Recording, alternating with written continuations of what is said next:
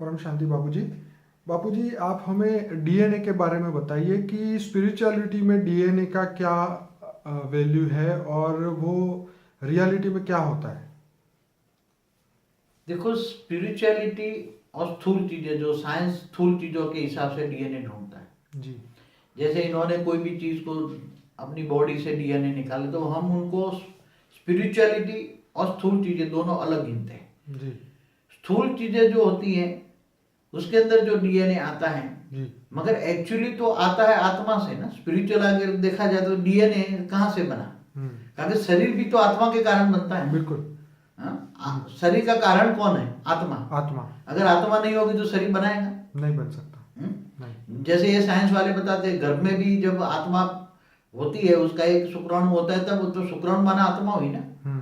तो आत्मा से ही शरीर बनता है ना। तो आत्मा से ही शरीर बनता है, तो वो शरीर में जो आता है डीएनए, चाहे कहीं भी हो, तो वो डीएनए शरीर में आता है। मगर वो एक्चुअली डीएनए क्या है? एक्चुअली साइंस की भाषा में जो डीएनए है और स्पिरिचुअल भाषा में डीएनए बहुत अलग है। जैसे आप कहते हैं एक डीएनए दूसरे डीएनए से नहीं मेल खाता, बिल्कुल अलग है ना। ऐसे आप देखा जाए तो हर कोई फेस डीएनए के हिसाब से फेस बनता है।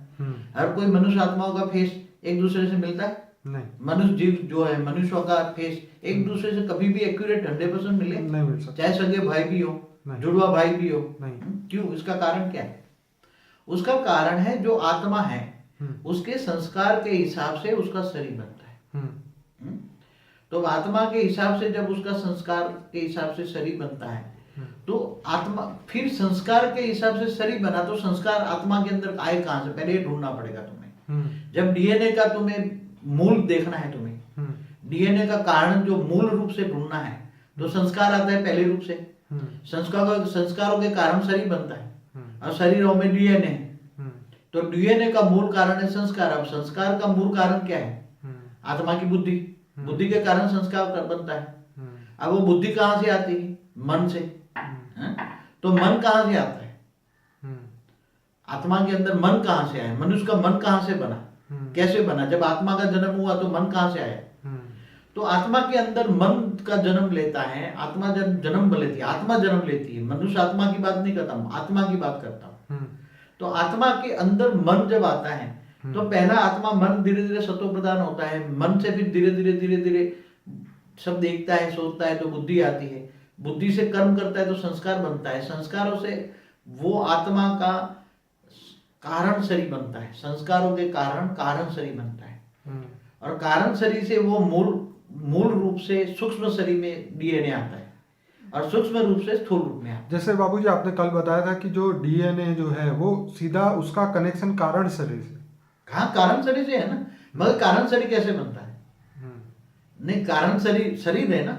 जैसे स्थूल शरीर है, सूक्ष्म शरीर है, ऐसे कारण शरीर है। मगर कारण शरीर कैसे बनता है?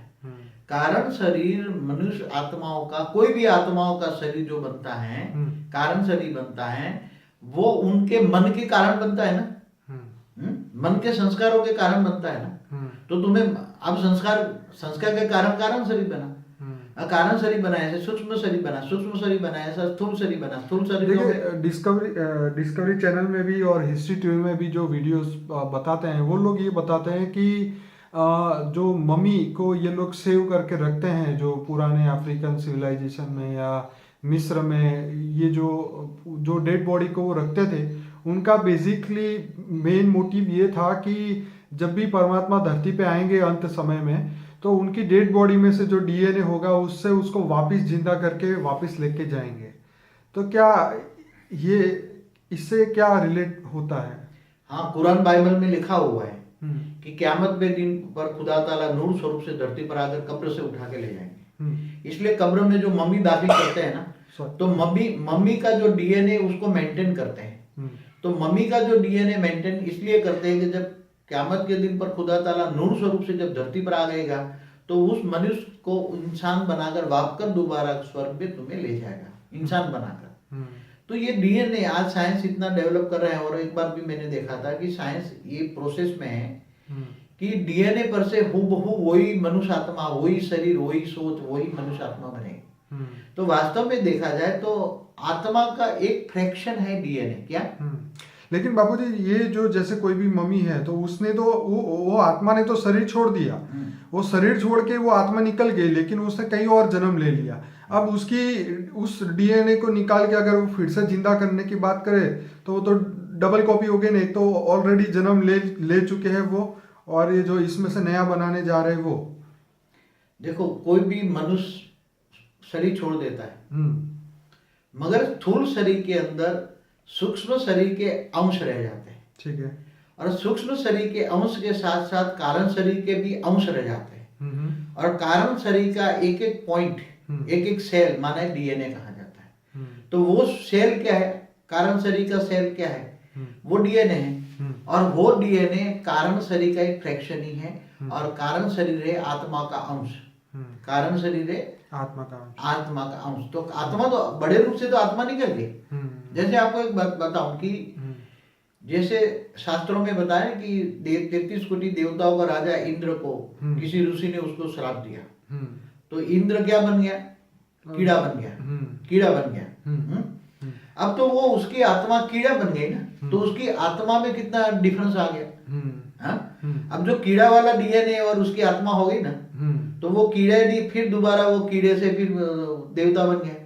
नारद मुनि ने आपको समझाया, तो तुम तो इंद्र हो, तुम इंद्र हो, तुम्हें ज्ञान दिया, फिर उसने पावर दिया, तो वो फिर से दोबारा इंद्र बन गया तपस्या करने के बाद। तो आत्मा में तपस्या, तो वो एक जीव बन गया ना। तो जीव एक डीएनए है ना। तो वो डीएनए पर से आप साइंस प्रोसेस कर रहे हैं, वो प्रोसेस में है।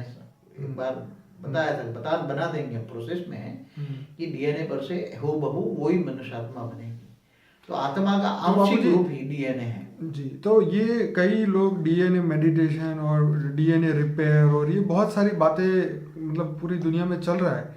तो क्या ये डीएनए रिपेयर करना या डीएनए मेडिटेशन करना, क्या ये पॉसिबल है, क्या रिपेयर हो सकता है?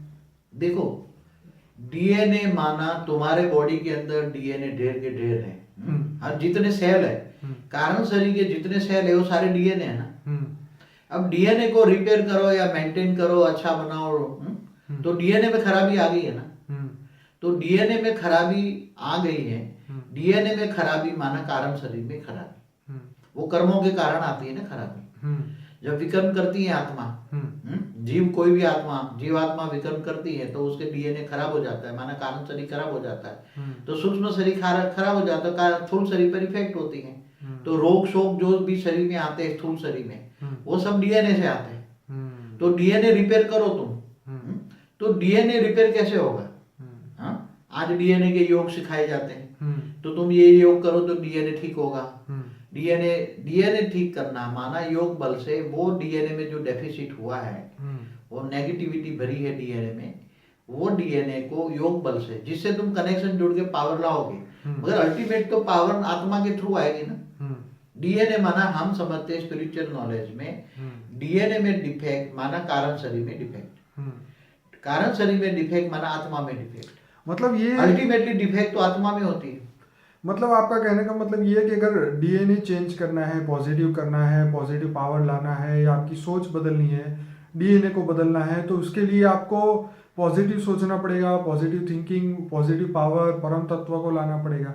क्या ये यही पॉसिबल है? हाँ, तो स्पिरिचुअल नॉलेज तो यही कहता है ना, डीएनए में जो ठीक करना है, डीएनए में डिफेक्ट को ठीक करना है, तो तुम्हें पावर चाहिए। ठीक, कोई भी चीज ठीक करने के लिए पावर चाहिए ना।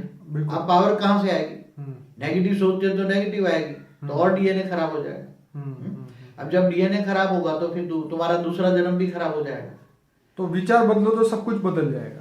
विचार, केवल विचार बदलने से भी नहीं आता। पॉजिटिव विचार से तुम्हारा डीएनए खराब नहीं होगा।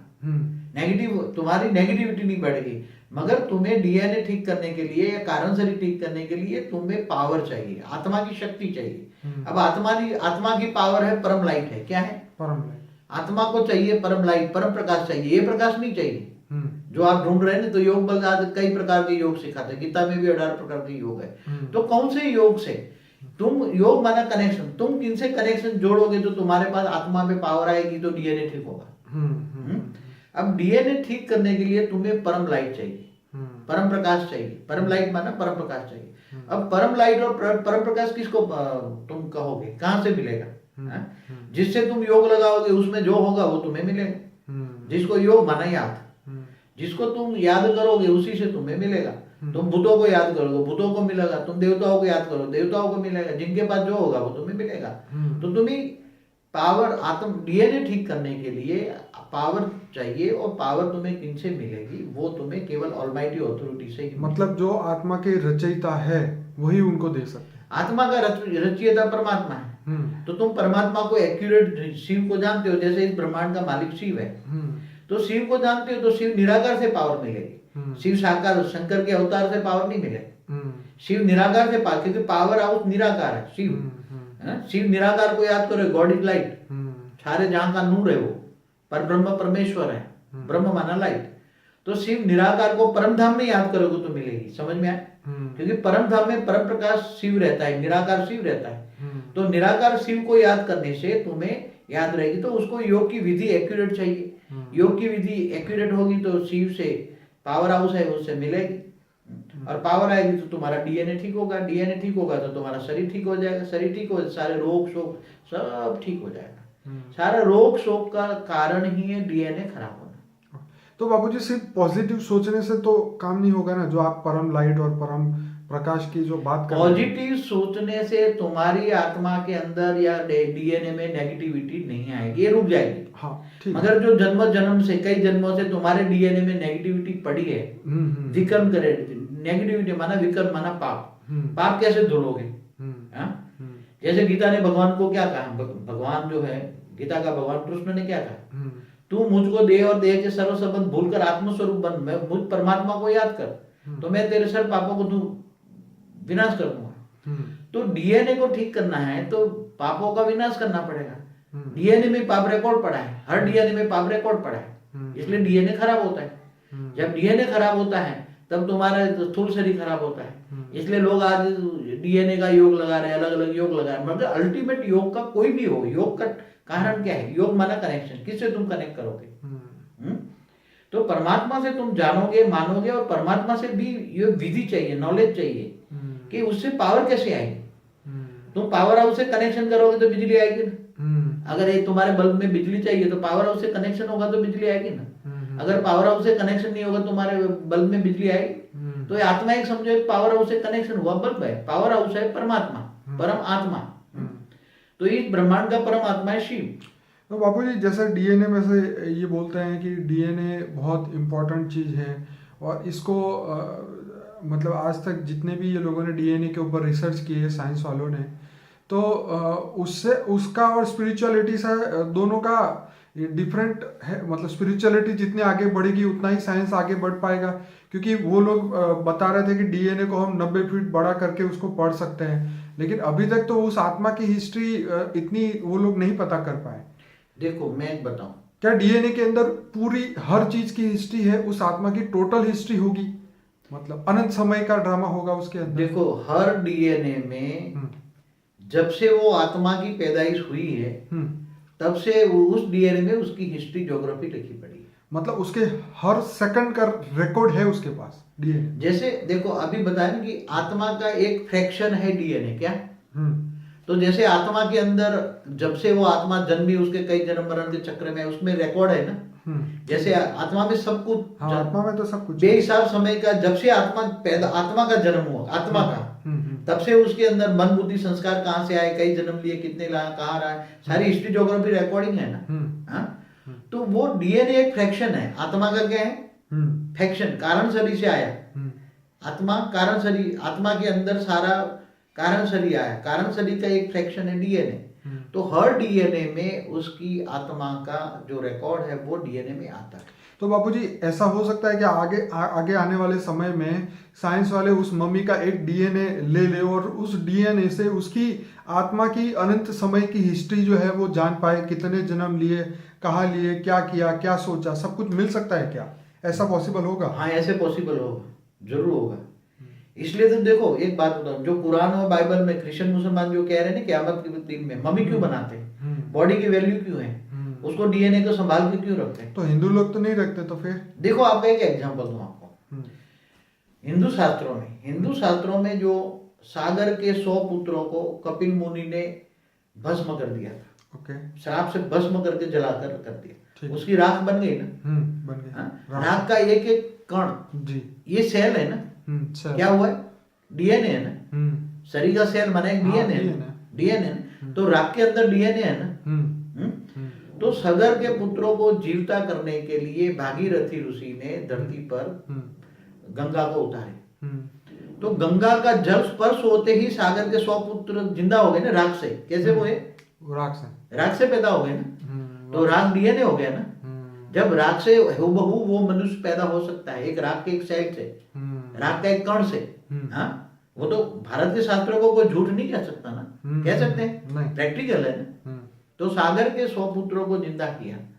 अब जैसे एक बात बताऊं कि जैसे गौतम मुनि की जो गौतम ऋषि की जो पत्नी को श्राप दिया था, उसको वो अहल्या से शल्या बन गई, पत्थर बन गई। हाँ, पत्थर बन गई। और राम ने उसको पैर रखते ही वो पत्थर से अहल्या बन गई, शल्या से अहल्या बन गई। शल्या बना पत्थर।